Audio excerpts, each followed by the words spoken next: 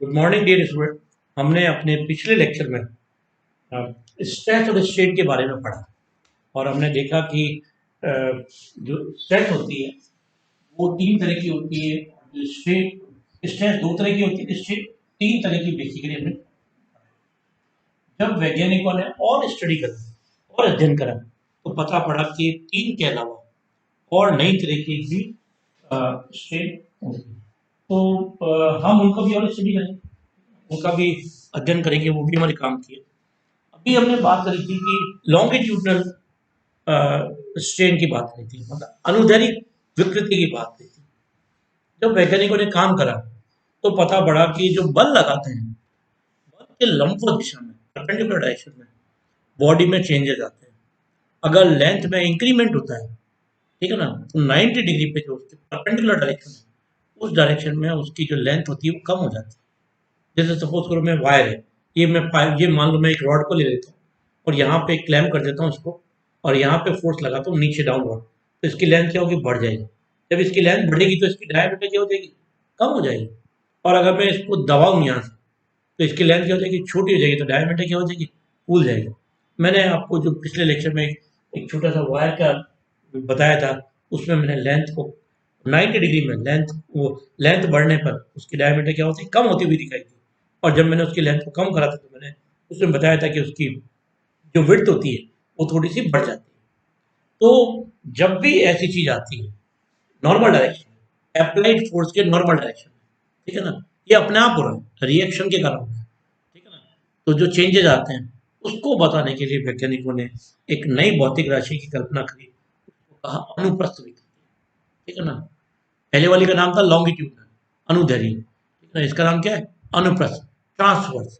ये नाम लिए एक्चुअल में जो वेव के नाम होते हैं, लॉन्गिट्यूडनल वेव और ट्रांसवर्स दो तरह की होती है, जहाँ वाइब्रेशन होते हैं in the direction of propagation और नॉर्मल टू द प्रोपोगेशन, उसी से मिलते जुलते नाम इन्होंने यहाँ पे भी रखे, अनुदैर्घ्य विकृति और अनुप्रस्थ विकृति। अनुदैर्घ्य विकृति के लिए जो सिंबल काम में लिया गया था, हमने काम में लिया था अल्फा, और जो अनुप्रस्थ विकृति में काम में लिया गया वो क्या था, बीटा था, ठीक है ना। तो बीटा जो हम काम में लेंगे वो क्या करेंगे, वो ट्रांसवर्स स्ट्रेन के साथ मैं नहीं, जो बाद में स्टडी करने के बाद विकृति के बारे में भी बात।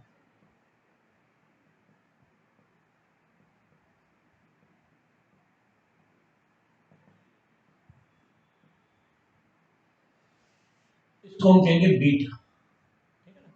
तो बीटा क्या होगा, जो अप्लाइड फोर्स है उसके नॉर्मल डायरेक्शन में जो बॉडी की डायमेंशन में चेंज आएगा वो अपॉन इनिशियल डायमेंशन। तो अगर आप इसको एग्जैक्ट डायरेक्शन रूप में कैलकुलेट करें तो हम ये कहेंगे कि आरोपित बल के लंबवत दिशा में लंबाई में परिवर्तन कहते हैं या आकार में परिवर्तन, लंबाई में परिवर्तन तथा उसी दिशा में लंबाई के प्रारंभिक मान के अनुपात को अनुप्रस्थ विकृति कहेंगे, ठीक है ना। ये हम ध्यान रखें, पर ध्यान रखना है कि फोर्स यहाँ पे कहाँ लगे, दूसरे डायरेक्शन में। जैसे मान लो फोर्स एक्स डायरेक्शन में लगा रखा है तो वाई और जेड डायरेक्शन में जो चेंज आएगा वो यहाँ पे काम का है, एक्स वाला काम का नहीं है। एक्स वाला तो अल्फा बनाएगा, ये कहाँ आएगा, ये वाई और जेड डायरेक्शन में आएगा, तो ये हमें विशेष रूप से स्पेशली इसमें ध्यान रखना है, ठीक है ना। तो अगर मेरे पास फोर्स एक्स डायरेक्शन में लग रहा है, ठीक है ना, तो डेल्टा वाई अपॉन वाई, ठीक है ना, या डेल्टा जेड अपॉन जेड, ये हमारा अनुप्रस्थ विकृति होगा। डेल्टा एक्स अपॉन एक्स क्या, वो अनुदैर्घ्य विकृति था, वो तो अल्फा देगा। अगर जो बीटा है वो डेल्टा वाई अपॉन वाई या डेल्टा जेड अपॉन जेड, ये दोनों, ये क्या है, दोनों क्या देंगे, बीटा देंगे। तो ये अपने को ध्यान रखना। एक चीज और ध्यान रखना, अगर डेल्टा एक्स पॉजिटिव है, फोर्स के डायरेक्शन में अगर डेल्टा एक्स लंबाई में परिवर्तन क्या हो रहा है, प्लस चल रहा है, तो बीटा वाला में जो डेल्टा वाई या डेल्टा जेड होगा वो दोनों क्या होंगे, माइनस के। ये स्पेशली ध्यान रखना है, ये हमेशा वैलिड रहता है। आज तक ऐसा कभी भी नहीं हुआ, ऐसा वैज्ञानिकों ने नहीं देखा है कि जिसका डेल्टा एक्स पॉजिटिव हो उसका डेल्टा वाई या डेल्टा जेड भी पॉजिटिव हो, आज तक नहीं मिला है, ठीक है ना। इस पर्टिकुलर केस के लिए हम बाद में एक नया कॉन्स्टेंट भी अभी बताएंगे, उसका नाम पॉइजन्स रेशियो है, और पॉइजन रेशियो की हम लिमिटिंग वैल्यू देखेंगे, और limiting value negative, theoretically negative value exist करती है, और जो प्रैक्टिकली नेगेटिव वैल्यू होती है वो एग्जिस्ट नहीं करती। तो उसके पीछे भी लॉजिक क्या है, वही है जो अभी आपको मैंने कहा कि अगर डेल्टा एक्स पॉजिटिव है तो डेल्टा वाई और डेल्टा जेड क्या होंगे, नेगेटिव होंगे। कब? जब फोर्स है एक्स डायरेक्शन में, एक्स में या माइनस है, हार्डली मैटर, ठीक है ना।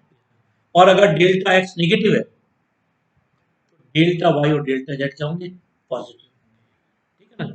तो मैग्नीट्यूड के रूप में हमें ध्यान रखना है कि अगर हम मान के चलें कि भाई जो फोर्स हो रहा है एक्स डायरेक्शन में लग रहा है, ठीक है ना, और वो एक्स डायरेक्शन में क्या कर रहा है, लेंथ में इंक्रीमेंट कर रहा है, ठीक है ना, देन बीटा बराबर कितना हो जाएगा, beta is minus delta Y.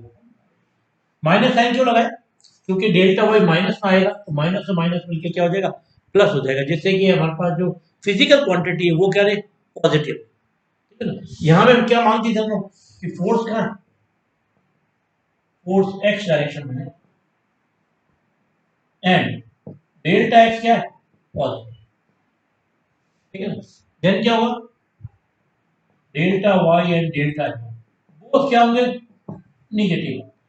तो मेरे पास बीटा की वैल्यू ये भी हो सकती है और डेल्टा जेड जेड, ये बताओ, ये दोनों नेगेटिव है, बाहर माइनस लगाने से क्या हो गया, माइनस से माइनस मिलकर क्या हो जाएगा, प्लस हो जाएगा। तो इसलिए मेरे पास बीटा की वैल्यू क्या हो जाएगी, ठीक है ना। तो ये हमें बहुत बहुत ध्यान रखना है, बहुत छोटी चीज है मगर बहुत बहुत काम की। अब जब अल्फा और बीटा वैज्ञानिकों को दो तरह की अपने पास नई चीज मिल गई, तो इन दोनों को कंबाइन करते हुए वैज्ञानिकों ने एक नई फिजिकल क्वांटिटी को और बनाया, ठीक है ना। उसका नाम रखा पॉइजन रेशियो, पॉइजन निष्पत्ति, ठीक है ना। ये तो बहुत छोटी चीज है मगर सारी चीज है बहुत काम की, ठीक है ना। नेक्स्ट जो अपने पास फिजिकल क्वांटिटी जो काम में आएगी वो है पॉइजन रेशियो, ठीक है ना। हम उसके बारे में थोड़ा सा कर,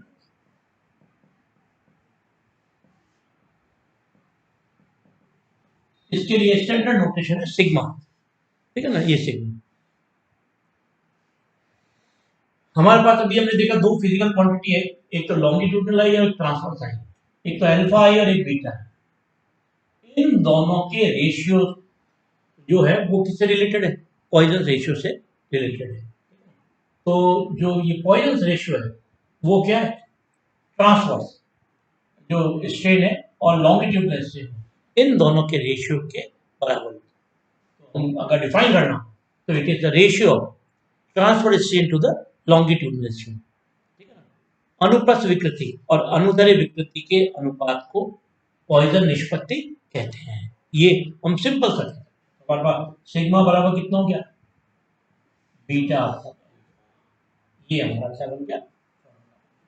एक ध्यान रखना, अल्फा डायमेंशन लेस है, बीटा भी डायमेंशन लेस है, तो सिग्मा भी क्या होगा, डायमेंशन लेस होगा।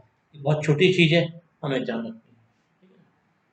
अगर मैंने कहा फोर्स एक्स डायरेक्शन में लगा हुआ है और डेल्टा एक्स पॉजिटिव है, तो हमने अल्फा की वैल्यू क्या बताई थी, अल्फा बताई थी डेल्टा एक्स।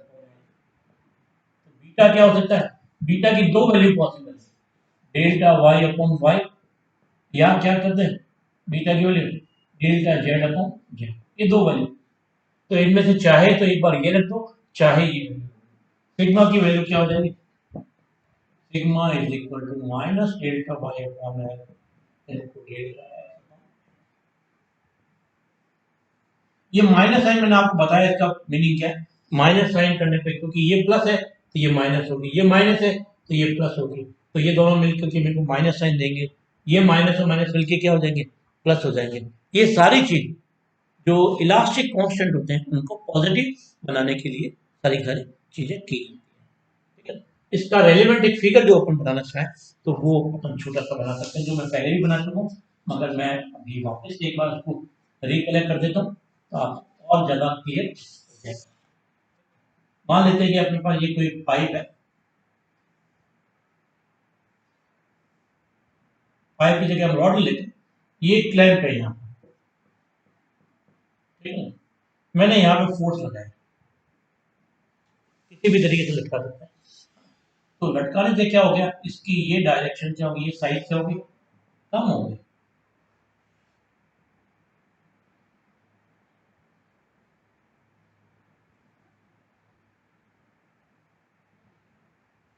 ये रिएक्शन, ठीक है ना। तो ये तो है अपने पास डेल्टा एक्स, ये क्या है। अब जो इसकी पहले डायमीटर थी, चाहे तो एक्स डायरेक्शन में ले लें चाहे वाई डायरेक्शन, ये मैं लेता हूँ वाई, और ये वाली जो डायरेक्शन है ये है वाई माइनस,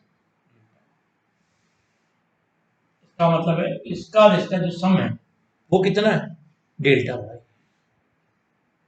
ठीक है ना। ये इसकी लेंथ क्या होगी, कम होगी, ये अपने को क्या देगी, ठीक है ना। तो यहाँ पे जब इसका पॉइजन रेशियो हो जाएगा, sigma is equal to minus delta y x, ये तो एक्चुअली बीटा है, और दिस अपॉन दिस ये बीटा अपॉन अल्फा की वैल्यू। इस तरीके से हम छोटी छोटी चीजों को आना चाहिए, बहुत सिंपल सी है। आपके स्पेशली स्टूडेंट को ध्यान रखना कि जो प्रैक्टिकल है, स्पेशली जो डूंगर कॉलेज में प्रैक्टिकल है, इलास्टिसिटी के ऊपर बहुत प्रैक्टिकल है। मैकेनिक्स के जब लैब में काम करेंगे तो कम से कम 4 या 5 प्रैक्टिकल जो है वो इस इलास्टिसिटी के ऊपर आएंगे। और जब भी इलास्टिसिटी पे प्रैक्टिकल आता है, वाइवा के अंदर छोटी छोटी डेफिनेशन आपसे पूछेंगे, अत्यस्थता क्या होती है, स्ट्रेस क्या होती है, स्ट्रेन क्या होती है, ठीक है ना। स्ट्रेन कितनी तरह की होती है, स्ट्रेस कितनी तरह की होती है, ये बीटा क्या होता है, बीटा कहाँ से आया, क्यों आया, ठीक है ना। और पॉइजन रेशियो के नेगेटिव मान क्यों नहीं है ना, ये सब चीज़ें, वो सब चीज़ें की आपको, ये जो फंडामेंटल चीज़ें हैं, बेसिक चीज़ें, ये हमेशा हर समय आनी चाहिए। ये आती हैं तो आपको प्रैक्टिकल में आपका कॉन्फिडेंस ही बढ़ेगा, आपको प्रैक्टिकल अच्छी तरीके से करना आएगा, और जीवन में इनको, मतलब ये देखिए कि आप काम में लेते ही रहेंगे इसको, जब भी चाहेंगे आप इसको काम में लेंगे, बहुत काम आती है। मैंने कहा कि अपने घर की जो छत का जो स्ट्रक्चर है, मैंने पहले लेक्चर में बताया, इसके पहले लेक्चर में बताया था कि जो घर की छत है उसका सारा कंसेप्ट क्या है, पूरा इसी चैप्टर पे बेस्ड है, ठीक है ना। वो सब चीज़ें हम अच्छी तरह कर पाएंगे।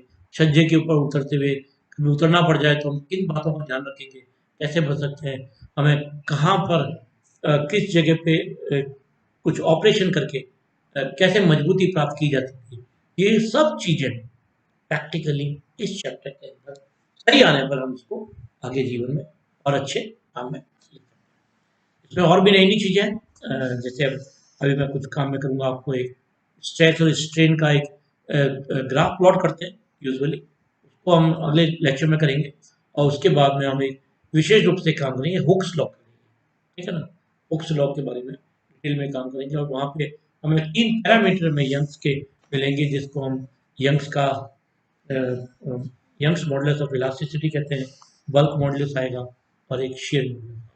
3 तरीके, जो 3 तरीके हमारे पास स्ट्रेन है, इन तीनों से रिलेटेड हम 3 कांस्टेंट के बारे में बात करेंगे, और इनके बारे में स्टडी केवल मेटल्स के लिए भी नहीं है, आजकल इनके ऊपर फाइबर के ऊपर बहुत काम कर रहे हैं।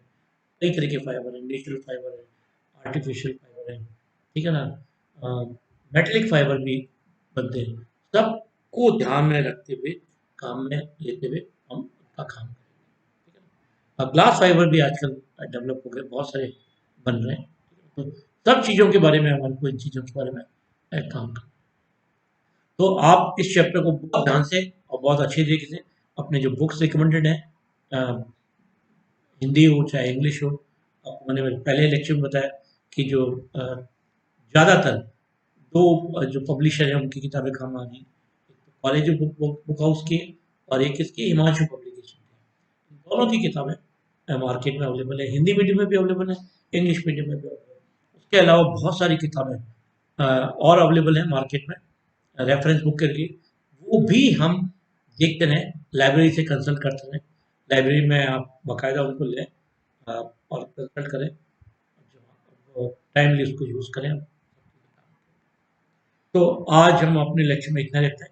नेक्स्ट लेक्चर में हम हमारा स्ट्रेस स्ट्रेन कर्व के बारे में बात करेंगे, हम देखेंगे कि उसको कैसे एक्सप्लॉइट करें कि हमारे पास काम की चीज़ें। कुछ स्पेशली हम चीज़ों के बारे में बात करेंगे। एक मैं आपको गोल्ड के बारे में बात बताऊंगा, दूसरा ग्लास के बारे में एक चीज़ बताऊंगा, ठीक है ना, कि गोल्ड इतना ज़्यादा यूजफुल क्यों हुआ है, ठीक है ना, और ग्लास अच्छा प्रॉपर्टी रखते हुए भी इतना सस्ता क्यों, ठीक है ना। ये सब चीज़ें भी हम यहाँ पर स्टडी करेंगे, ठीक है। प्रैक्टिकल जनरल नॉलेज होना बहुत ज़रूरी है, जो जीवन में काम में आने वाली चीज़ है वो सब हमें नेक्स्ट लेक्चर में मिलते हैं। तब तक के लिए गुड इवनिंग।